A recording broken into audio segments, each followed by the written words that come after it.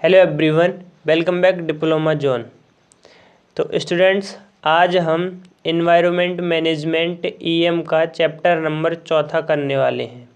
पिछले 3 चैप्टर हम लोग कवर कर चुके हैं। उनकी वीडियो आपने नहीं देखी है तो प्लेलिस्ट में चेक कर लेना या फिर चैनल पेज पे जाके देख सकते हो। तो चलिए बिना किसी टाइम वेस्ट के पहला टॉपिक देखते हैं। हमारा पहला है वनों के ऊपर मानव की निर्भरता।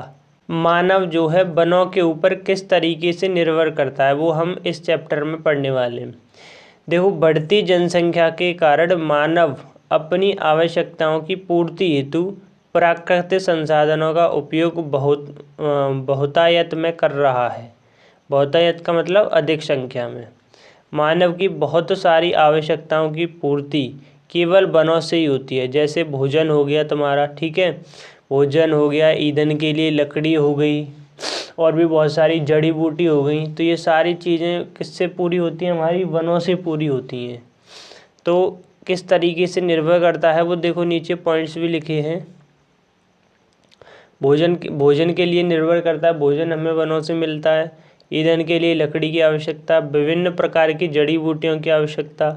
वर्षा के लिए वही ज़्यादा वन होंगे, वन अगर अधिक हैं तो उस क्षेत्र में वर्षा भी अधिक होती है। तो वर्षा के लिए रेल मार्ग एवं सड़क मार्ग को बनाने के लिए, अब देखो कोई रेल मार्ग या सड़क मार्ग बनाना है तो वनों से होके जाएगा, तो वनों की ज़रूरत पड़ेगी, ठीक है। कृषि भूमि विस्तार के लिए वनों की ज़रूरत होती है। औद्योगिक क्षेत्र के विस्तार के लिए। तो ये सारे पॉइंट हैं, इनको नोट कर लेना। और एक और बात बता दूं, इसकी पीडीएफ तुम्हें नहीं मिलेगी। कॉपी पेन लेके बैठना और नोट करते हुए चलना सारी चीज़ें, ठीक है। आलसी हो जाते हो तुम लोग, पीडीएफ मिल जाती है खोल के नहीं देखते हो, इसलिए मैं आपको पीडीएफ नहीं देने वाला। खुद नोट करो यहाँ पे। नेक्स्ट टॉपिक देखो। नेक्स्ट टॉपिक है वनों के कटान के प्रभाव, इफेक्ट ऑफ डिफॉरेस्टेशन, यानी कि जो वनों का कटान है उसके कारण क्या इफेक्ट पड़ रहे हैं। तो सबसे पहला है ऑक्सीजन की कमी हो रही है। ऑक्सीजन की कमी, ईंधन लकड़ियों की कमी, ठीक है। वर्षा, सूखा पड़ना, जब वन नहीं होंगे ज़्यादा तो उस क्षेत्र में क्या होगा, वर्षा नहीं होगी, और जब वर्षा नहीं होगी तो सूखा पड़ जाएगी, ठीक है। वर्षा कम होना, ये हो जाएगा। उसके बाद उपजाऊ परत का समाप्त हो जाना, मृदा का कटान अत्यधिक होना। तुम्हें ये पता है कि जो पेड़ पौधे होते हैं वो मिट्टी कटने से रोकते हैं, अगर पेड़ पौधे ही नहीं होंगे तो मिट्टी का कटान ज़्यादा होगा, ठीक है। जड़ी बूटियाँ नहीं मिलेंगी, उनमें कमी आ जाएगी। पशुओं के चारों में भी कमी आ जाएगी वन ना होने पर, ठीक है। बहुत सी प्रजातियों का समाप्त हो जाना, जैसे मानव में बहुत सारी प्रजातियां रहती हैं, अब वन को कटवा दो आप तो वो प्रजाति भी समाप्त हो जाएंगी। और जो वाटर लेवल है उसमें भी कमी आना, ठीक है। नेक्स्ट है वनों से लाभ। ये ज़्यादा हार्ड चैप्टर नहीं है, वनों के ही बारे में है, ठीक है। सारा कुछ वनों से लाभ हानि, ठीक है। वनों पे हम कैसे निर्भर हैं, वनों के संरक्षण का उपाय कैसे कर सकते हैं, सारी चीज़ें हैं इसमें। वनों से लाभ, बेनिफिट्स ऑफ फॉरेस्ट। पहला है मानव जानवर आदि का भोजन की प्राप्ति होती है वनों से, ये लाभ है। फर्नीचर के लिए लकड़ी की प्राप्ति होती है। विभिन्न प्रकार की जड़ी बूटियों की, कुल मिला के वही पॉइंट्स हैं सारे, ठीक है। उपयुक्त मात्रा में वर्षा का होना। कागज, सूखे मेवे, मोम आदि की प्राप्ति होती है, किससे? वनों से। पर्यावरण में ऑक्सीजन की पूर्ति होती है और मृदा का कटाव रुकता है, यानी कि उसकी सुरक्षा होती है। नेक्स्ट है आपका माइनिंग, खनन क्या होता है। देखिए, पृथ्वी को खोद के अंदर से जितने भी तत्व निकाले जाते हैं, वो तत्व निकाले जाते हैं, चाहे गोल्ड हो गया आपका, और भी बहुत सारे तत्व हो गए। तो इसी प्रक्रिया को माइनिंग यानी खनन कहते हैं। मानव द्वारा भूगर्भ यानी पृथ्वी से खुदाई करके, भूगर्भ से खुदाई करके उपयोगी वस्तुओं को बाहर निकालने की प्रक्रिया खनन कहलाती है। खनन के द्वारा निम्नलिखित पदार्थ प्राप्त किए जाते हैं। लोहे का अयस्क, तांबे का अयस्क, एल्यूमिनियम का अयस्क, ठीक है, कोयला, सोना, चांदी आदि, हीरा, पारा और पेट्रोलियम। पेट्रोलियम भी तो एक माइनिंग ही है, वो भी तो खुद कर ही मिलती है। नेक्स्ट है खनन संक्रियाएँ, माइनिंग ऑपरेशन। खनन संक्रियाएँ निम्नलिखित 2 प्रकार की होती हैं। एक तो हो गया अंडरग्राउंड माइनिंग होती है एक, ठीक है। अंडरग्राउंड माइनिंग क्या होती है कि खनन की इस प्रक्रिया में खनिज पदार्थों को भूमिगत तरीके से निकाला जाता है।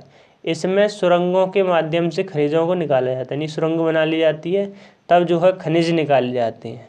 तो ये होगी अंडरग्राउंड माइनिंग यानी भूमिगत माइनिंग। खानों में निम्नलिखित 3 प्रकार की सुरंग बनाई जाती हैं। पहला क्षैतिज, ऊर्ध्वाधर और आनत या तिरछी सुरंग। ठीक है। और दूसरा होता है आपका open casting mining. Open casting mining, इस प्रक्रिया में सुरंगें नहीं बनाई जाती, बल्कि जहाँ पर खनिज पदार्थ होते हैं उन्हीं के ऊपर की मिट्टी को हटा दिया जाता है तथा खनिज चट्टानों में बड़े बड़े विस्फोटक पदार्थ छिद्र करके भर दिए जाते हैं। और माइनिंग इस तरीके से होती है इसमें। तो माइनिंग 2 तरीके से होती है, एक तो भूमिगत माइनिंग होती है अंडरग्राउंड माइनिंग, और एक होती है open casting mining. Open casting में जहाँ पे जो अयस्क है उसी के ऊपर गड्ढा कर लिया जाता है। और अंडरग्राउंड में क्या होता है कि सुरंगें बनाई जाती हैं। 3 प्रकार की सुरंगें बनाई जाती हैं, क्षैतिज, ऊर्ध्वाधर और आनत या तिरछी। नेक्स्ट,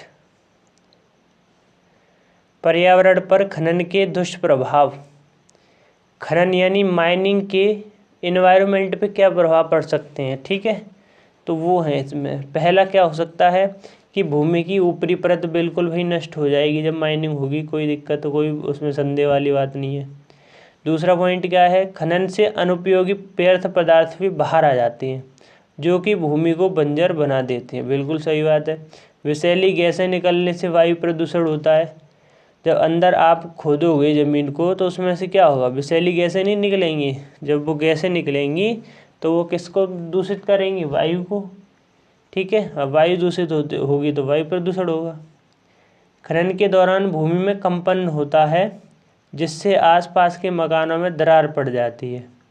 वन संपदा पर विनाश होता है। आगे भूमि की उर्वरक शक्ति समाप्त हो जाती है माइनिंग से। ये पॉइंट्स है, इनको ध्यान में रखना। ठीक है, नेक्स्ट ये लास्ट टॉपिक है आपका खनन क्षेत्रों में पर्यावरण की सुरक्षा। खनन क्षेत्रों में पर्यावरण की सुरक्षा यानी कि ऐसे क्षेत्र जहाँ पे माइनिंग होती है वहाँ पे हम पर्यावरण की सुरक्षा कैसे कर सकते हैं, तो उसके बारे में है ये। देखो, खनन के द्वारा पर्यावरण को होने वाली हानियों को रोकने के लिए निम्नलिखित उपाय किए जाने चाहिए। सरकार को किसी भी कंपनी को खनन की अनुमति देने से पूर्व निम्न कुछ मानकों का पालन करवाना चाहिए। नंबर 1, एक ऐसी रिपोर्ट तैयार की जानी चाहिए जिसमें खनन के दौरान होने वाली पर्यावरण हानियों का विवरण हो। मान लो कोई कंपनी आती है गवर्नमेंट के पास कि भाई हमें यहाँ माइनिंग करनी है, तो सरकार को क्या करना चाहिए कि ये रूल फॉलो करवाने चाहिए उस कंपनी को। पहला रूल क्या है कि वो कंपनी क्या करे, एक रिपोर्ट बना के दे कि भाई हम जो माइनिंग कर रहे हैं उससे ये नुकसान होंगे। ठीक है। दूसरा क्या है, जो आपका डिपार्टमेंट है फॉरेस्ट डिपार्टमेंट की अनुमति होनी चाहिए। उसका एक NOC जारी किया जाता है, अनुमति प्रमाण पत्र, वो होना चाहिए। तीसरा पॉइंट क्या है, मृदा अपरदन रोकने हेतु हरित पट्टी का निर्माण। हरित पट्टी का क्या करती है, आपकी मृदा अपरदन, जो मृदा का कटान है उसको रोक देती है।